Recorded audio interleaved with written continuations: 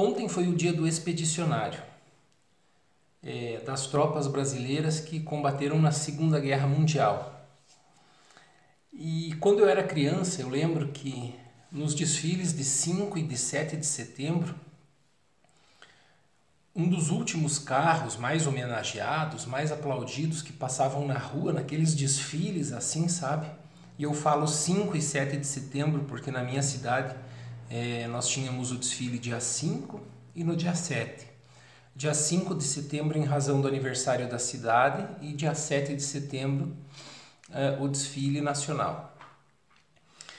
E um dos últimos veículos reservados, mais aplaudidos, mais homenageados, eram dos cidadãos dos locais ali que haviam combatido na Segunda Guerra Mundial. E é muito interessante porque quem teve a oportunidade de conviver com esses pracinhas, com esses ex-combatentes, tinham muito claro a ocorrência do Holocausto. Eu não sei aí na região que você mora, mas na nossa região, muitos homens e muitas mulheres que nos deixaram há pouquíssimo tempo, ainda tinham nos braços, ou braço direito ou braço esquerdo, as tatuagens dos números que eram colocadas nas pessoas nos campos de concentração. É claro que hoje já existe muita gente discutindo, né? Se o Holocausto existiu ou não existiu, se aconteceu ou não aconteceu. Pelo menos na nossa infância, dessas pessoas que têm mais ou menos a minha faixa etária, muita gente conviveu com pessoas, ou pode ter convivido como eu convivi, com pessoas que passaram pelos campos de concentração. E por mais que hoje se tente negar a ocorrência do Holocausto, de fato ele aconteceu.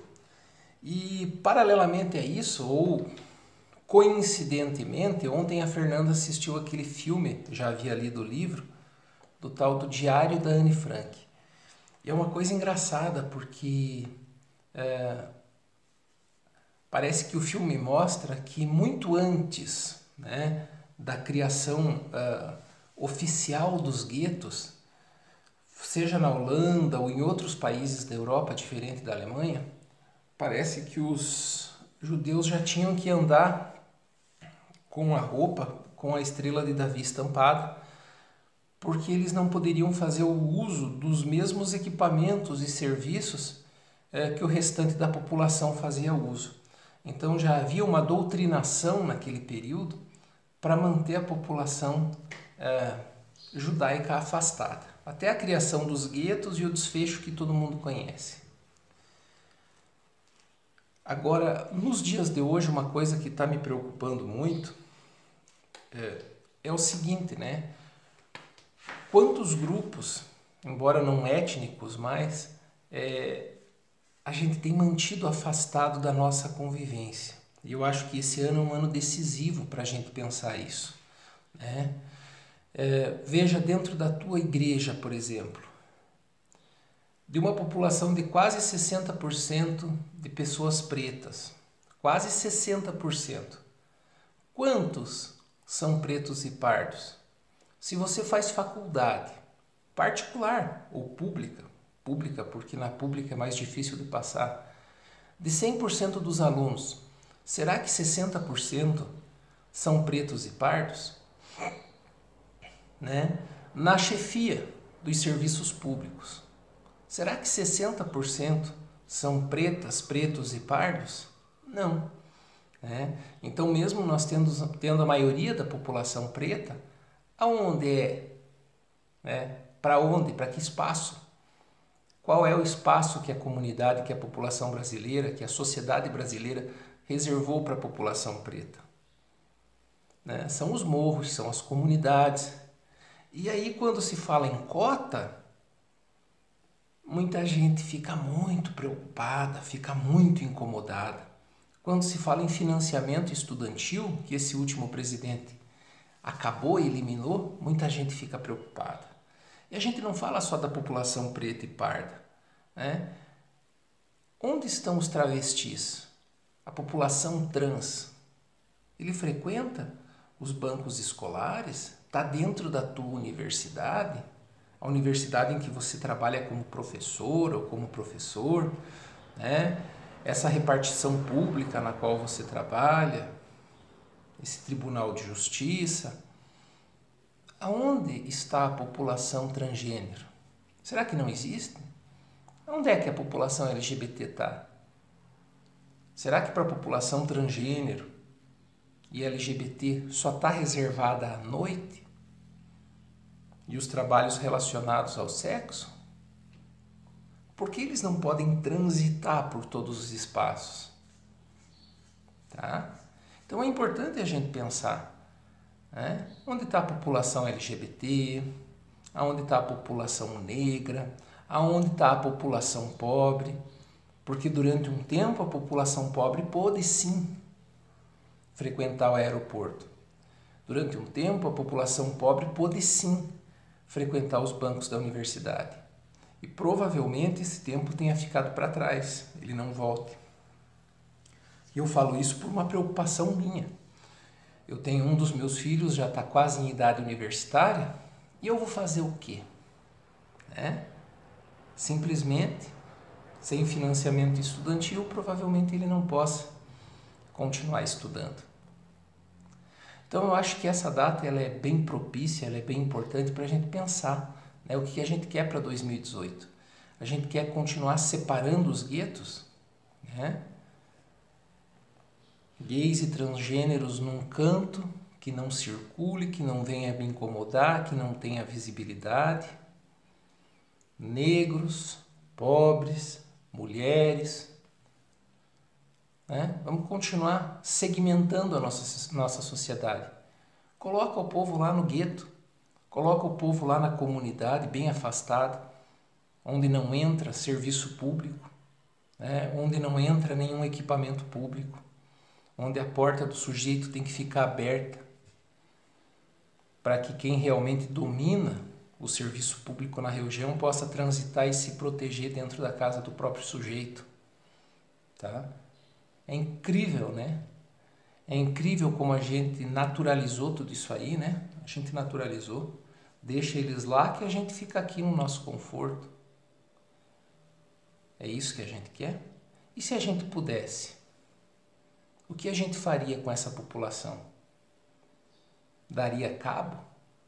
Eliminaria? Quem assistiu televisão ontem viu a preocupação da população na comunidade da Rocinha. Uma população que já está cansada de ouvir tiro. Cara, isso depende de mim, isso depende de você esse ano. E isso é muito simples. É isso que a gente chama de mobilidade social. Né? Muita gente pensa em mobilidade social como uma possibilidade de você ascender socialmente, crescer, enriquecer. Mas mobilidade social tem uma relação direta com a possibilidade de qualquer pessoa transitar por qualquer ambiente sem ninguém ficar olhando para ela, sem ninguém ficar olhando torto para esse sujeito.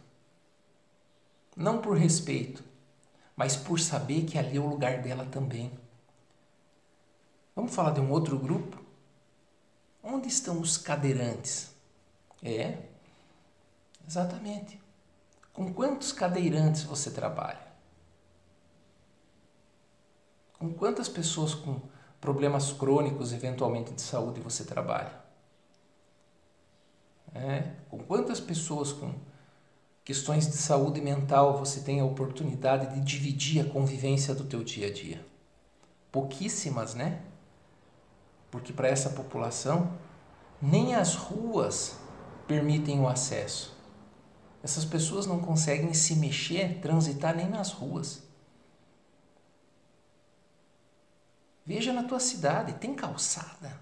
Na cidade inteira, aqui onde eu moro, eu já mostrei, não tem. Será que uma pessoa cadeirante poderia ir e vir? Nem os motoristas respeitam faixa de pedestre para eventualmente uma pessoa que tenha problema de mobilidade poder atravessar a rua de um lado para o outro. E de repente a gente quer que essas pessoas estejam participando da sociedade ativamente, estando nos lugares, estando nos espaços, sendo os médicos que atendem nas unidades de saúde, sendo os promotores, os juízes, mas parece que não, né? Parece que, inclusive, as pessoas com problema de mobilidade também não têm vez. Para cadeirante, não existe espaço. Ele que fica em casa, guardado. É isso que você quer? É isso que você pensa? Gente, a oportunidade é agora, é esse ano. Quando você ouvir alguém prometendo alguma coisa para você, lembre do sujeito que está na cadeira de roda. O que esse sujeito vai fazer por quem está na cadeira de roda? O que esse sujeito vai fazer por aquela mãe que muitas vezes precisa trabalhar como profissional do sexo, muitas vezes com o apoio do marido, porque nos bolsões de miséria do interior do Brasil, que vocês muitas vezes não conhecem porque moram nas grandes cidades, têm acesso a bons supermercados, boas universidades, bons hospitais, são obrigadas a trabalhar na beira do asfalto por falta de oportunidade, por falta de emprego. Aonde você quer que os pobres estejam? Aonde você quer que os cadeirantes estejam? Aonde você quer que os pretos e pretas do Brasil estejam? Aonde você quer que a população LGBT esteja? O teu voto vai determinar se essas pessoas vão ter acesso aos serviços públicos ou não. E eu gostaria de me incluir entre elas. Aonde estão os bons hospitais? Aonde estão as grandes universidades? Que a gente não continue com esse holocausto de preto, pobres, prostitutas e das pessoas com dificuldade de mobilidade. Em plenos anos, quase 2020.